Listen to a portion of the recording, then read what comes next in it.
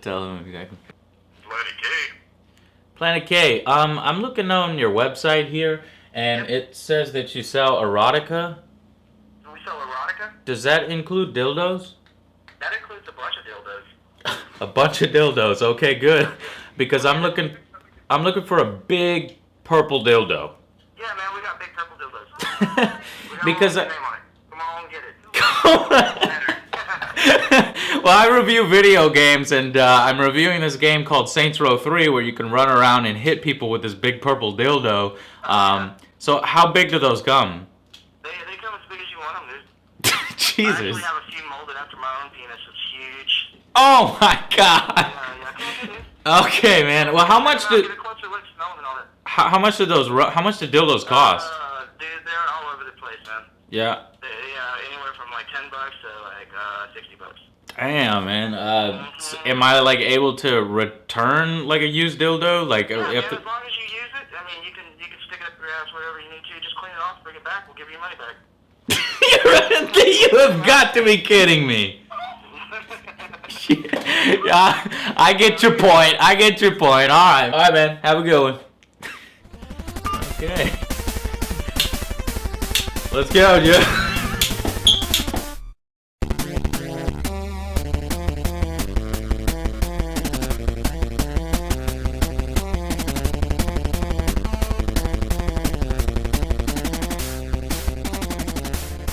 I have to say that Saints Row 2, for its time, was my most favorite open world game. I had more fun in that game than I even did with Grand Theft Auto 4, even though Grand Theft Auto 4 was superior in a lot of ways.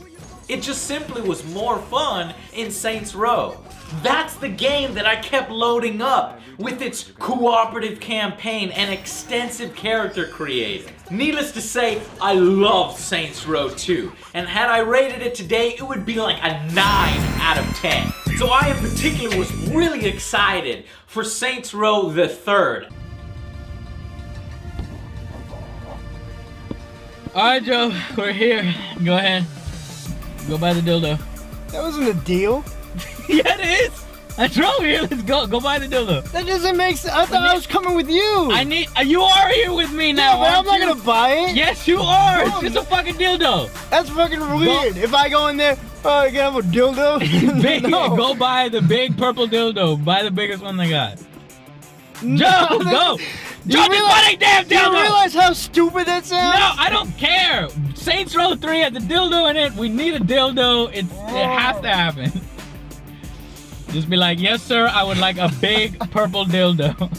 You fucking owe me. Oh, gee.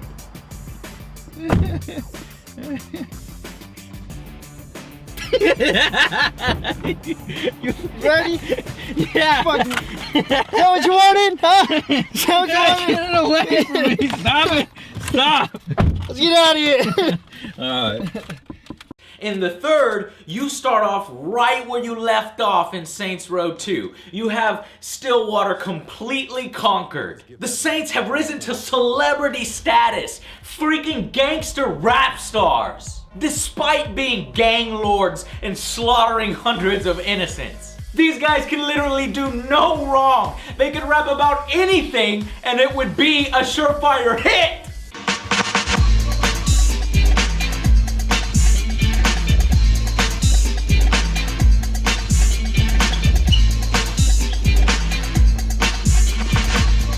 Drop that dookie! Drop that dookie, girl! Drop that dookie! Drop that dookie, girl! Drop that dookie!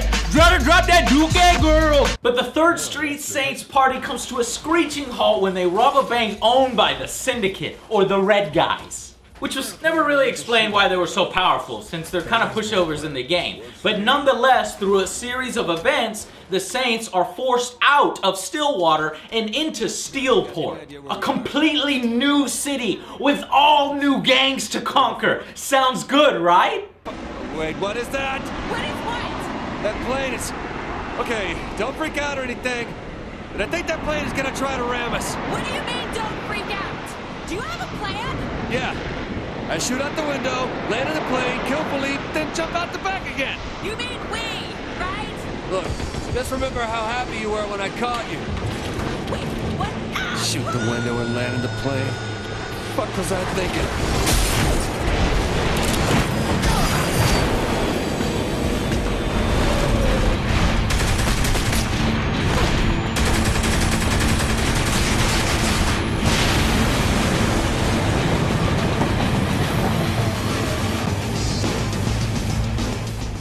It should. Hell, the game is even getting universal acclaim. They can't be wrong, right? Well, I'm not one of them. The cold hard fact is that Saints Row 3 is disappointing. Fun, but disappointing if you've played Saints Row 2. The game fails to capture the charm that the previous one did. Hey, Barry, turn this shit off! Yeah, I was watching that. I guess you're not anymore, are you, bitch?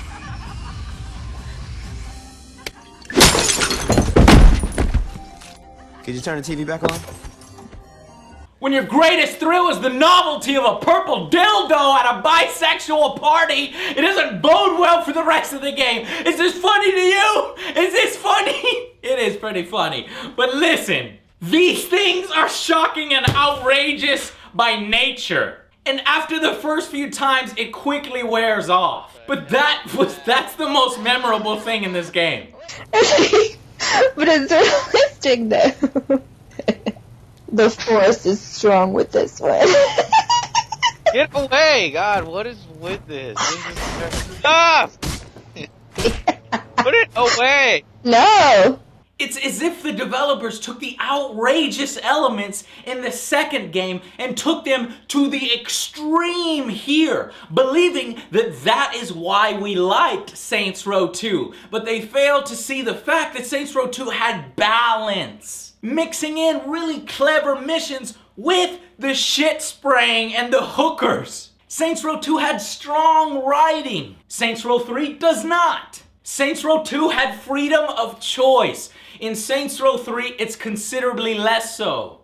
And I'm gonna explain why this game didn't live up to our expectations. I thought it was gonna be one of the games of the year. First, previously, you can choose who you wanna attack and do missions for, jumping back and forth between the different gangs in any order that you wished. In the third, you were forced along a linear path, just one storyline through your phone.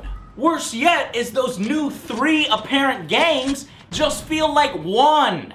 The Saints aren't going to back down. Maddie, there's nothing to worry about. My thoughts exactly, Mr. Kilbane. The Saints are no more than a white noise of empty threats. With respect, sir.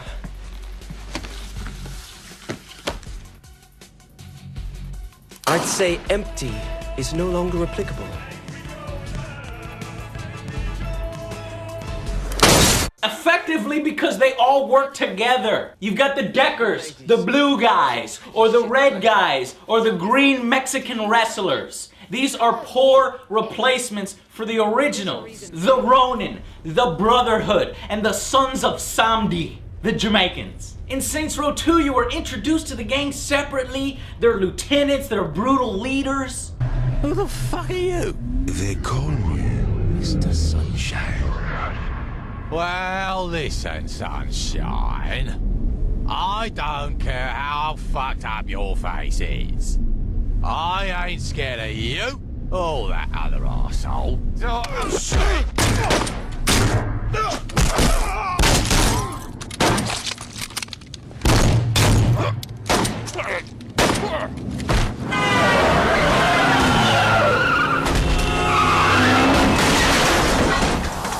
This is a bad time to be fucked up.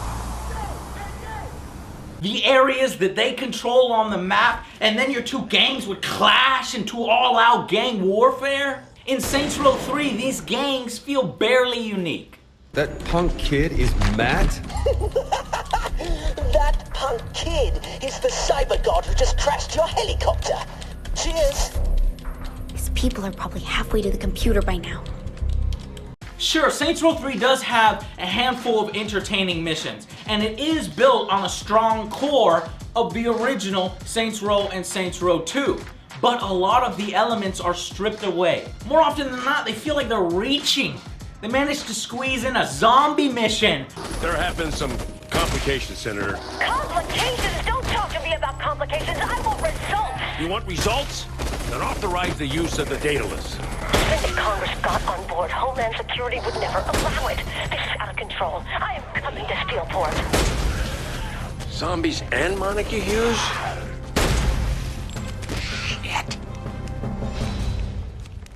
Wow, thanks! That boat has sailed a long time ago. The problem is that there's just more misses. Like the virtual reality missions from the Deckers, spoofing Tron and video gaming in general. They are loud and obnoxious, with built-in lag that is incredibly frustrating.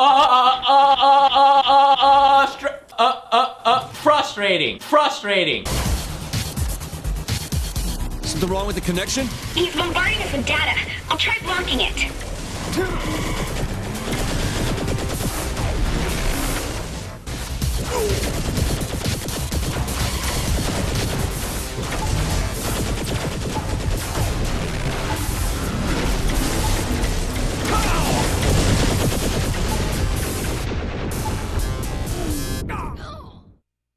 Lag should never be used as a game mechanic ever, ever, ever, ever. It's frustrating as hell to not be moving and take a bunch of damage because the game says that you're lagging. It's so frustrating. It was stupid.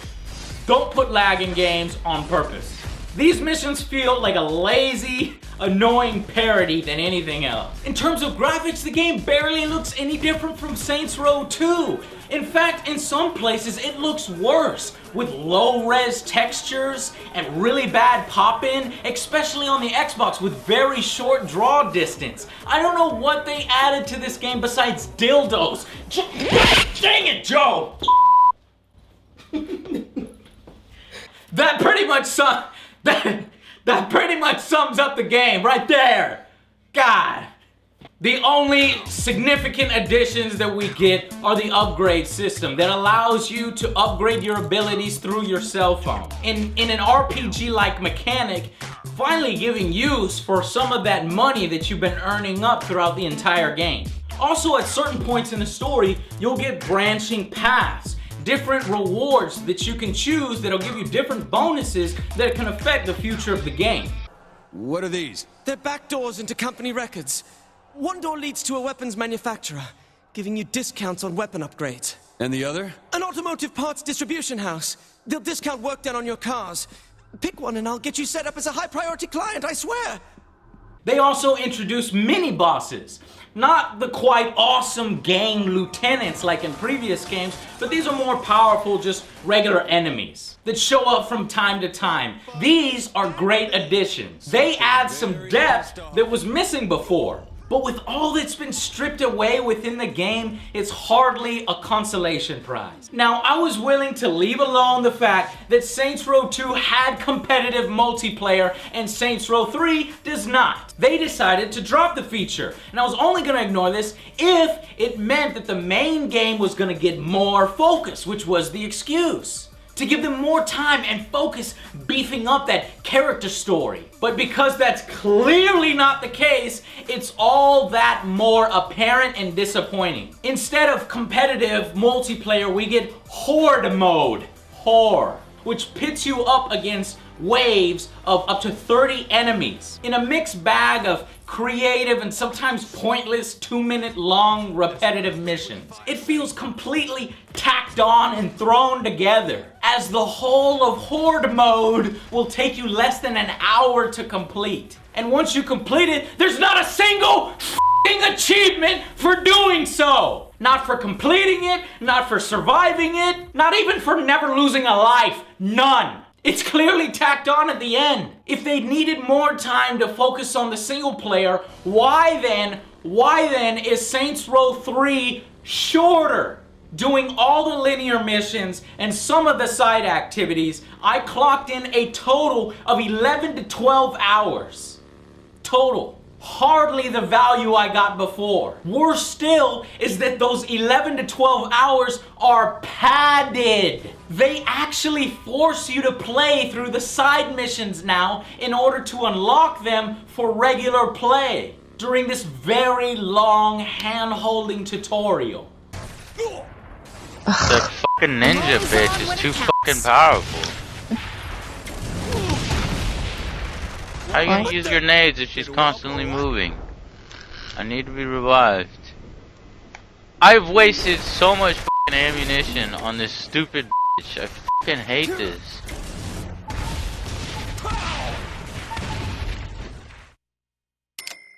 It sucks that they force us into these freaking activities.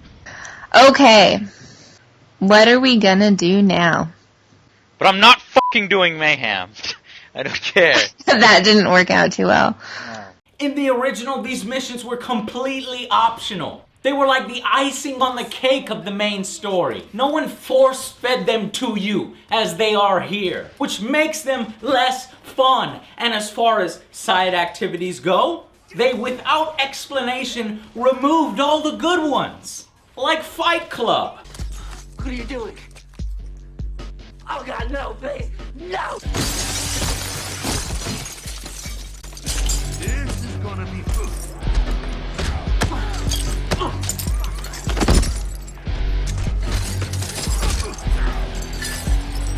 Septic Avenger. I wonder how much they're willing to pay for that property now. And they even removed crowd control.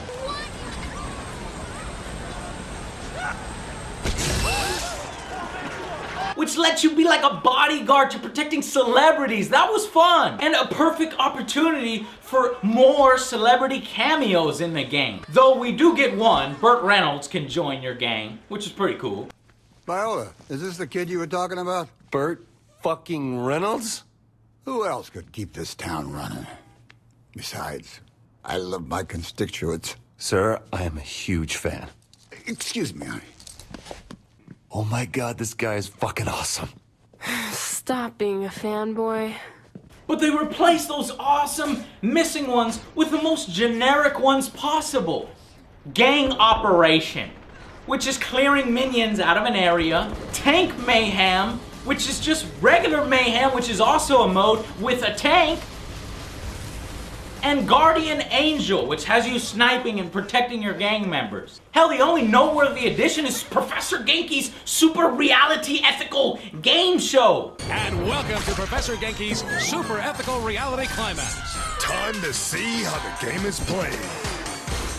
Fight your way through Professor Genki's Super Sparkle Lab for fun and profit. Now, which is sort of like MXC without all the funny. There's the handoff for Sheila. Good form, into the potty squat, but she can't pull it off. She puts that knee right up into her chin.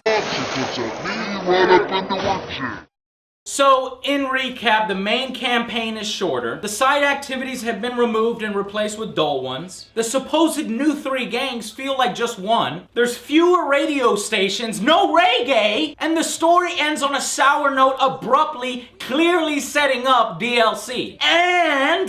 And they kill off one of the fan favorite Saints characters. My favorite, at least, for no reason. Do you see my points yet? How anybody could rate this better than Saints Row 2, I have no idea. And I haven't even gotten to the game's intricate annoyances. Your annoying AI partners seem to shoot at anything that moves, regardless of whether you did or not, raising your notoriety levels even higher. Notoriety builds annoyingly quick. Suddenly you'll go from no stars to 1 stars to 5 stars for barely bumping an enemy. Hell, you could steal a car in front of a cop, run a red light, practically murder somebody, and he won't give a jack shit. But if you so much as barely give his car a little love tap, well, you done fucked up, boy. Too easy. That wasn't much of a fight.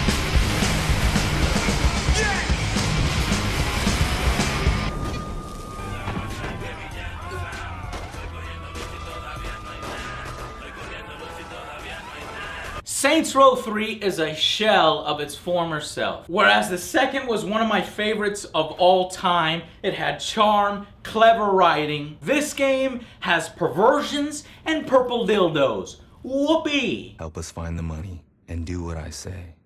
I give you my word you will live.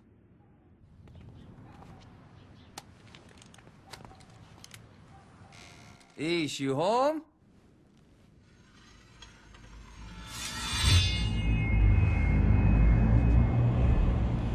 Johnny, it's a trick!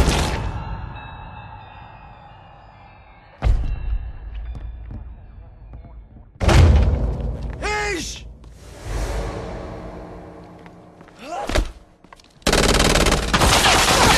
The developers seem to have completely missed the point. The core of Saints Row 2 could compete with Grand Theft Auto, and then some, because it had those outrageous elements. But take away its core, and everything that made it really awesome and detailed and painstakingly creative, and focus on just the extreme, just the sex jokes, and it loses something.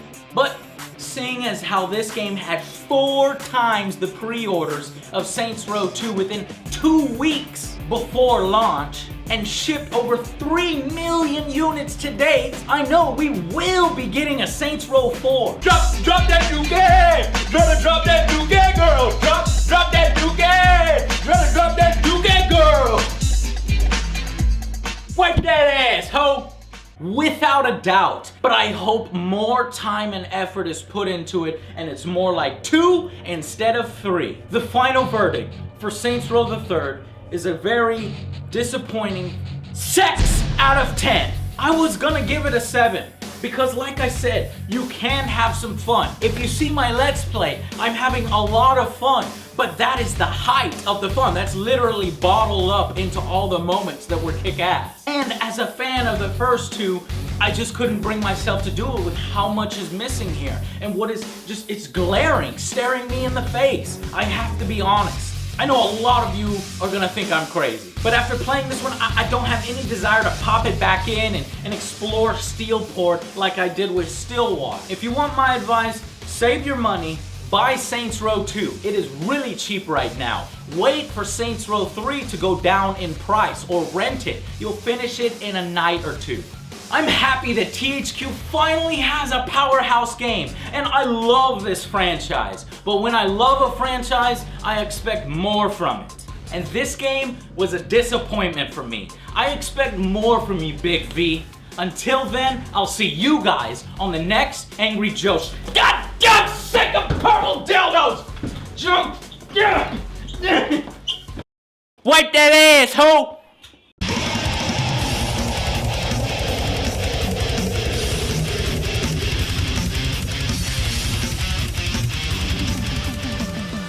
Wipe that ass, ho! Wipe that ass, ho! Wipe that ass, ho! Wipe that ass, ho! Wipe that ass, ho! Wipe that ass, ho! When your greatest thrill is the novelty of a purple dildo! God damn it. In your face! Yeah. Shut up, Joe! Shut your face!